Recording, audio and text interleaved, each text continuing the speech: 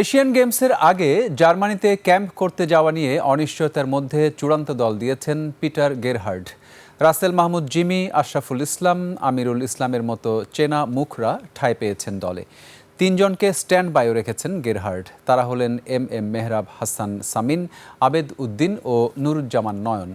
আগামী সেপ্টেম্বরে জাপানে শুরু হতে যাওয়া এশিয়ান গেমসে পুল পর্বে বাংলাদেশ খেলবে স্বাগতিক জাপান, ভারত, দক্ষিণ কোরিয়া, শ্রীলঙ্কা ও ইন্দোনেশিয়ার বিপক্ষে।